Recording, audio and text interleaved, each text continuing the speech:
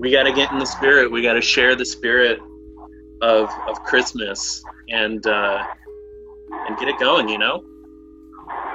Dude, hell yeah. Like, what are some of your favorite Christmas-like films? And so like something I've been hooked on lately is, you remember Windows 3D Pinball Space Cadet? Dude, classic. How could I forget? Yeah, so like this is kind of the vibe I've been going on. I think it like speaks really beautifully about Christmas because like the whole thing is about like going out into the unknown but having faith in your circumstances and being like, you know what? I believe in the spirit of Christmas. I believe in our ability to like go out and do good things and bring things back for the progress of humankind. So that's like a synonym. It's like a synonym for hope. Yeah. So that's kind of the energy I've been on. I mean, yeah, like that's one of my favorite Christmas scenes is like when you get that third mission done and you get promoted from Space Cadet to Ensign. That's about as far as I get in the game before I like crash and burn. You know, that really makes me think about Christmas and think about the giving spirit. Dude, I know. I mean, one of my favorite Christmas movies that really gives me hope is like the Bourne series, like the Bourne Ultimatum. Yeah. Like, because in reality, he's looking for hope. He's looking for like his identity. Yeah. You know what I mean? Like from the first Bourne movie, the Bourne Identity, right? So Yeah. he's like, who am I? Like, I'm just some tool. Like, I don't know. How do I have all these skills? Yeah. Yeah. Like, it's crazy, dude. Like, yeah, that's super and then real. in the second movie, the Bourne Supremacy, where he's like, oh shit, who am I? Again. But in the sense, he's searching for who he is, and he's with his German girlfriend who he met in the first Bourne movie. So what happens is they're in Goa, and what happens is they're in pursuit. Like, his chick is like, oh, you're just paranoid. Like, don't worry, you can forget about it. People are looking for us. But what's really happening is a Russian assassin is chasing him down a canal over a bridge. Yeah. You remember this? He gets in a I shootout, do. and he's like, "Hey, I told you they were coming for us." Yeah. And the sniper takes out, is hoping they gun for him, but gets his beloved dead. Yeah. And they Yeah, zoom yeah, out, they crash into the water, and I'm like, damn, dude, like that is Christmas in a nutshell. Yeah, I think, you know, the scene that really gets me is the one where he blows up the house and he turns the gas on the stove and then he puts the piece of paper in the toaster and walks away and the house explodes. Like, I mean, no. it's totally Christmas because he arrived at that guy's house and is like, I'm not going to kill you. Yeah. But then he kills him and blows up his house and steals his car. Yeah, like what can be more generous than that?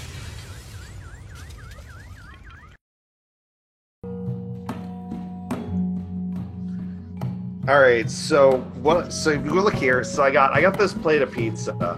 This is leftovers, good leftover pizza from work. I don't remember where we ordered this from, but this is good stuff. It's really good.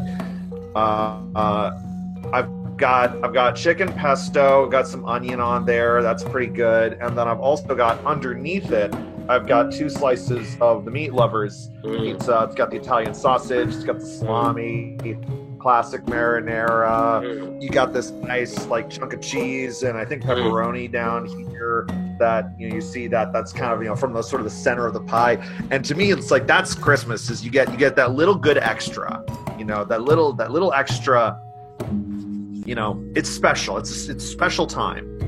That is precisely what Jesus died for. I feel like something that really gets me in the Christmas spirit is The Big Lebowski. Great. Yeah, just the relationship between Walter and Donnie. I think it's just such a good demonstration of how we should all treat each other during the holidays.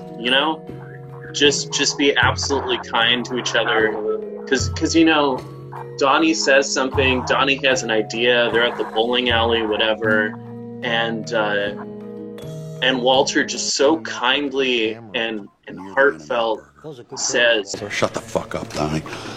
and just those words are just, you know, I hear those said during Christmas a lot, and I'm always reminded of The Big Lebowski, because when we are with our families for the holidays and they're bickering about absolutely nothing, and somebody says those words, Kid should be a pushover. We'll be near the In-N-Out Burger. Shut the fuck up, Donnie. I just think of The Big Lebowski and Walter speaking to Donnie, because what a loving friendship that they have that is reflected in family arguments. I mean, I think it's an extremely profound response to any kind of question or answer. So I think it's important we talk about like the true meaning of Christmas, Yes.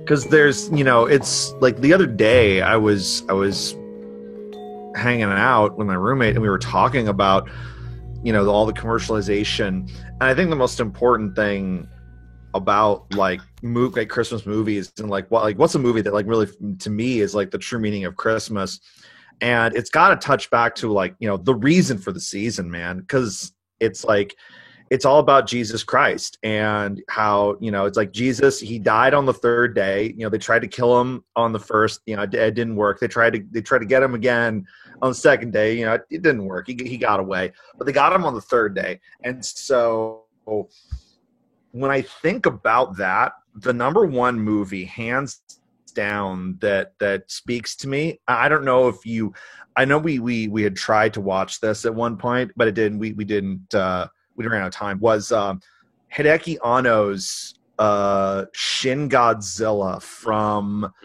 I believe 2015 was the Japanese release date, and then I think the American release date was 2016. Was a year later, 2016. You know, this is the scariest Godzilla since the first one. Like, it's literally something out of a nightmare.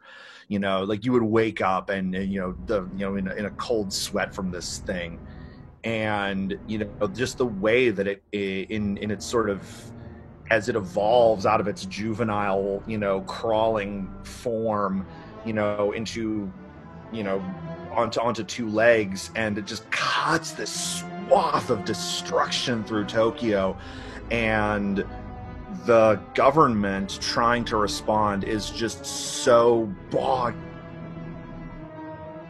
down by bureaucracy and you know, protocol and these rituals of respecting rank, and the way the movie goes on, you know, the only way they can get out of that is by having to, you know, set those things aside and, you know, letting the weirdos, the outcasts, you know, the eccentrics, you know, the people, you know, who are really dialed into the most relevant issues about how to stop this thing, you know, letting them, you know, get to work and do what they know how to do, and really working together and giving them the resources, you know, that they need.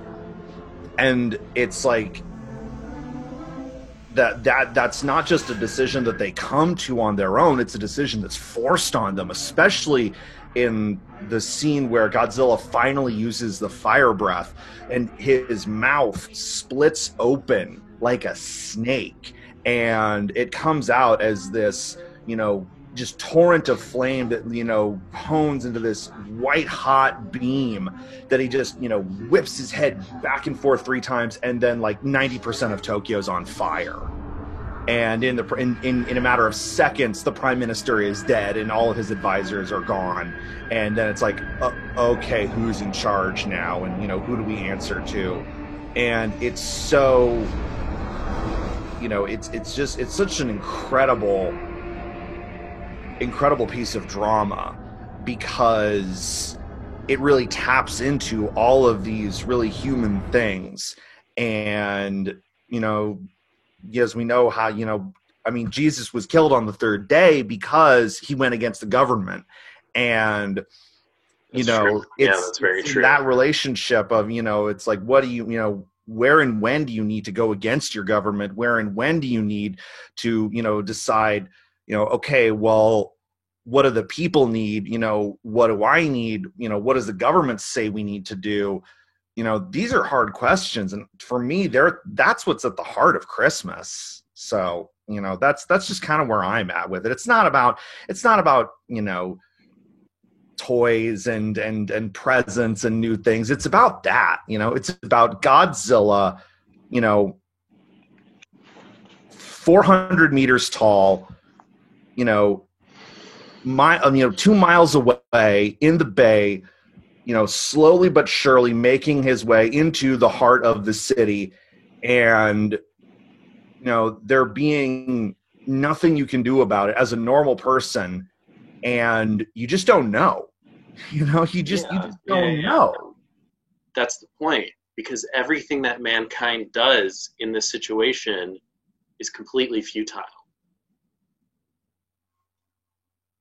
Godzilla is going to come. Godzilla is inevitable. And no matter what you do, no matter how many tanks you send, bombs you send, Godzilla is going to destroy your city. And that's Christmas. That's Christmas, The man. insignificance of human labor. Yeah. It gives me pause. It does. I mean, I think Christmas reminds us of the extent to which we buy things and we create our society as a way of numbing ourselves to the harsh realities of the world. Because we realize also that a lot of these harsh realities are our own making. We have created this situation. We have created the conditions for our own destruction. But Christmas is there to distract us, for us to tell ourselves that everything is okay.